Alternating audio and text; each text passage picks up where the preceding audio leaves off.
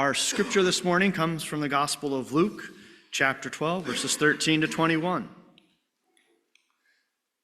Someone in the crowd said to him, meaning Jesus, "Teacher, tell my brother to divide the family inheritance with me."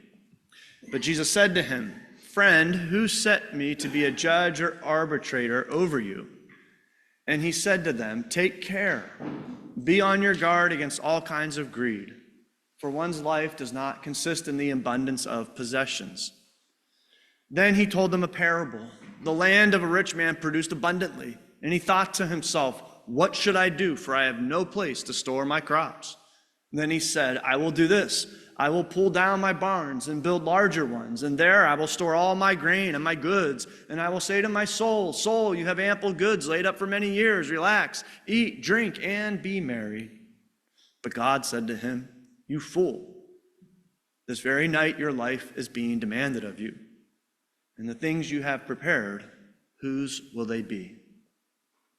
So it is with those who store up treasures for themselves, but are not rich towards God."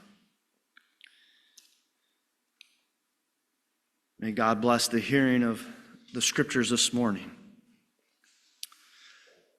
We're doing a series of sermons on heart matters. And today, this is our second. Last week, we looked at the heart matters of how we view God and our image of God and the metaphors for God that we encountered in the passage from Luke 12, which is kind of following this particular passage. And we also heard that passage of where our treasure is, there our heart will be also. And we talked a little bit about how we can direct in our hearts, in a way, our lives, through the use, through treasures. And here we have a story about a man and a wealthy abundance of crop. So what happened in this passage? What happened in this passage? Well, what happened? First, Jesus is teaching a crowd of people, and someone did as they often did. People would bring disputes or questions to rabbis back then, and someone said to him, "Teacher, tell my brother to divide the inheritance with me." Now, back then, the older brother, if there was brothers, the older brother would get 2/3, and say there was a younger brother, he would get 1/3. So evidently, this is a younger brother who feels his older sibling is cheating him out of some of the inheritance. But notice what Jesus says to him. Jesus chooses to not be a judge over the situation, to be an arbitrator. Instead, he issues a warning to the crowd. Take care, be on guard against all kinds of greed, for one's life does not consist in the abundance of possessions. And then he tells a story. Right? He tells a story, a great, interesting story about a wealthy landowner who had a large, abundant crop. And so he faced a dilemma. What does he do with this abundance that he's been blessed with? And so he thinks to himself, and he says, "Well, I know what I'll do. I'll tear down my barns and I'll build bigger ones. And I will store all my grain and my goods. And then I will say to myself, hey, I have lots of goods laid up for many years. I can relax, I can eat, I can drink, and I can be merry." But then in the story, God interrupts the thinking of the man and says, "You fool, your life will be demanded. The things you have prepared, whose will they be?" And Jesus said, "So it is with those who store up treasures for themselves, but are not rich toward God." As we listen to that text, we see what happened in it. Now, I invite you, as I did several weeks ago, to take some moments and to ponder the characters in the story and their motives. Remember, we did this with the story of the bent-over woman back at the beginning of September. We took the same kind of walk through the Bible, so to speak. Who do you identify with in the story? Perhaps you can identify with the person in the crowd that asked Jesus to resolve a dispute with his sibling. Maybe in your life, you've had disputes with your siblings, and you can identify with that person. Perhaps we can identify with the man who had an abundant harvest. Perhaps we can identify with him because we're taught to invest and to save for a rainy day, to save up for retirement so that we can eat, drink, and be merry in our golden years. Then we might think, well, I'm not like that rich man. But when it all depends upon our frame of reference. If we look up, we'll say, I'm not rich. But if we look down and say to ourselves, how many people live on less than $2.50 a day? And the answer is more than 3 billion people in the world. What does that tell us? It tells us that we have riches and affluence, and that means that it demands vigilance on our part. And so we can identify and think about this. If we read the text again and allowed the text to speak to us, it's familiar. I took us through it twice. But if we were to read it one more time, we could read it by pondering, what bigger questions does the passage raise? What bigger questions does this passage raise for us? One of the questions that I think is this one. What was the rich man's folly? Think about that. What was the rich man? What did he do wrong? It's an interesting question. And it's just a story. The passage doesn't give us the answer. But we can observe a few things, and from several different angles might provide us some ethical reflection this morning. One thing that I think is the rich man went wrong with his, what would we say, maybe preoccupation with possessions. Until God speaks, there's nothing in the story except the man and his possessions. His goods and his property have become his sole pursuit. And until God exposed the poverty of his abundance, nothing else was thought of. And so that might invite us to think about the meaning of life. How many of you have ever bought an old house? Ever lived in an old house that maybe was built in the 20s or the 30s that hadn't been at some point in time improved? I've had a couple houses like that. And one of the things that I always look at is the amount of closet space is a lot less than in houses today. Another thing I think about is when I was growing up, my kids love when I say this. When I was growing up, if they're on Zoom, they'll be laughing right now. Like, how many times do they need to hear David say, well, when I was a kid, I've become my father. But anyways, there weren't a lot of self-storage units around, were there? So you can just think about the meaning of life, and sometimes there's that bumper sticker, whoever has the most toys when he wins dies. That's not true, not according to this story. It's actually quite empty. So that's one thing we could think about. Maybe he was too preoccupied with his possessions. I think another thing, perhaps, was security and self-sufficiency. He didn't need anyone else, right? One commentator, William Barclay, said that he never saw beyond himself. He could provide for himself. He said his provisions, that he laid up these goods, it would take care of him for many years. And so perhaps that in this man, we might see some of our own thinking that we can make it on our own and don't need anyone else. All right, there's an old myth in our society. It has to do with bootstraps, right? Pulling yourself up by your own bootstraps. That's kind of this myth. And I always like to say you have to have bootstraps in order to be able to pull yourself up. If you don't have bootstraps, what do you do? But anyways, that's something I think we can see was part of his folly. A third, I think, is found kind of in the reason Jesus told the parable, right? He told the parable after he gave a warning in response to someone who was concerned about the inheritance of their family and being cheated out of some of it. And so there's the sense of the grasp of greed, right? Greed is the opposite of generosity. Perhaps the rich man's folly was that it never entered into his mind that he might be able to use some of his abundance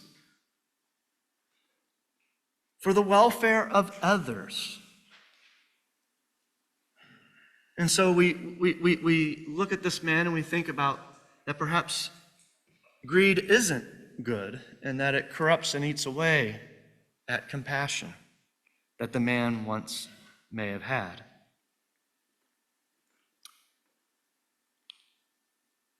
Perhaps his folly was the hollowness of hedonism. Or as William Barclay said, he never saw beyond this world. He sits in his prosperity. He revels in it because he envisions that because of his prosperity, he can eat, drink, and be merry. Right? The greatest good this man could imagine was maximizing his own pleasure, leisure, recreation, and freedom from the demands of work.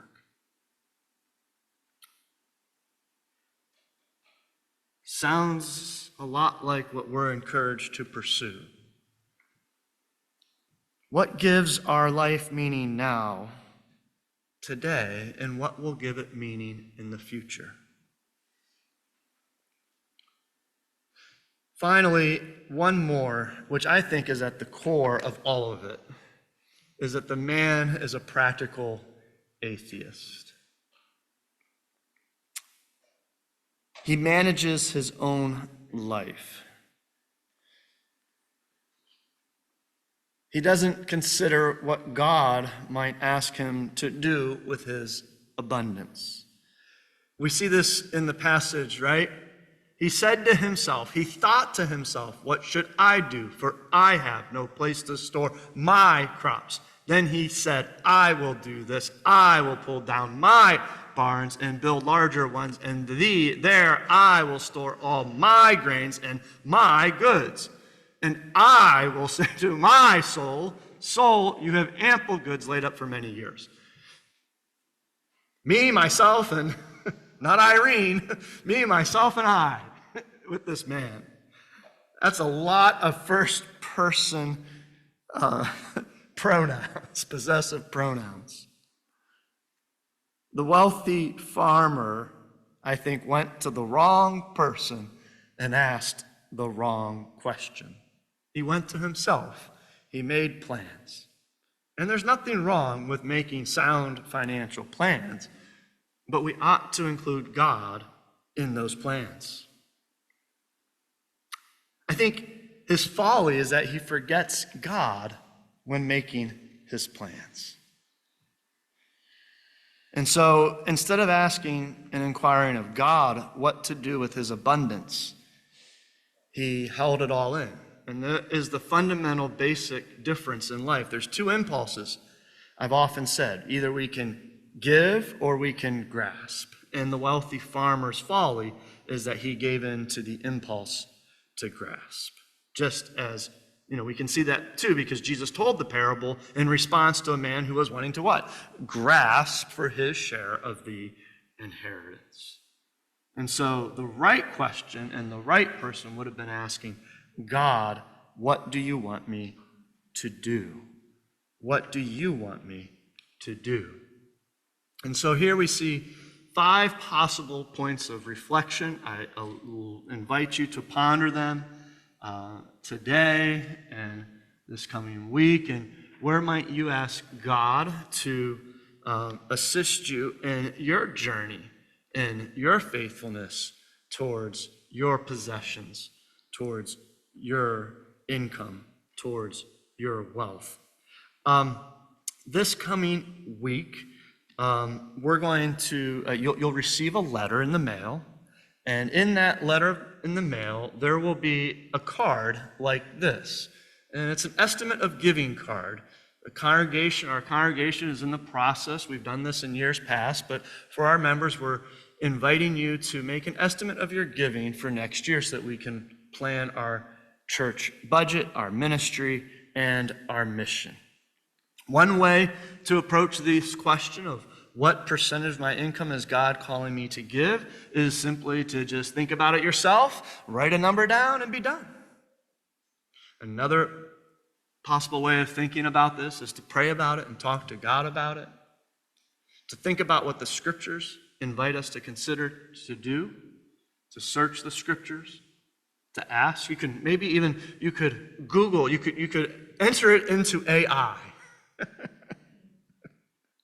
and see what AI tells you. I don't know if that would be a good thing or not. Maybe it would be, probably would be. But what if the wealthy farmer had asked, God, you bless me so much, what percentage of my crop are you calling me to give back to you, God? And we all, if we're familiar with the Bible, know that the idea is the first fruits, the first 10%. But that's not the only biblical teaching, right? There's many other teachings. Sometimes we're hard-pressed, and the Bible teaches that if we find ourselves hard-pressed, then you don't necessarily need to achieve that, but you can be in a position to receive. But eventually you will maybe find yourself less hard-pressed, so then you have an opportunity to give. So we give out of abundance, not out of duty or not out of tradition, but we give out of our abundance. Story is told about a man that lost his house and his possessions to a raging bushfire in California. In a televised interview, the man recalled that his brother had recently mused that they should be careful not to allow their possessions to possess them. And so this man who had just seen everything he owned but the shirt on his back go up in smoke announced to the reporter on live TV with a note of unexpected triumph, I am a free man now. Every time we give is an act of worship, and it's a time to grow spiritually, to avoid the folly of the rich man, and to place our trust in God. It's ultimately a spiritual act.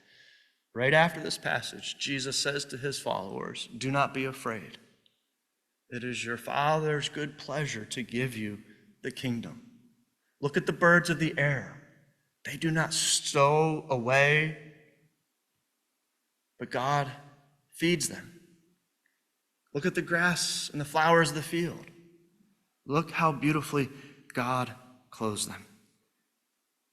If God is pleased to feed the birds of the air and clothe the flowers of the field, how much more will God feed you or clothe you?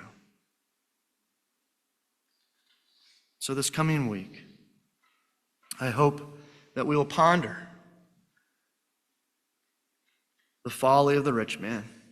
And when you receive that estimate of giving card, I hope that you will replace the folly of the rich man with faith in a living God. Amen.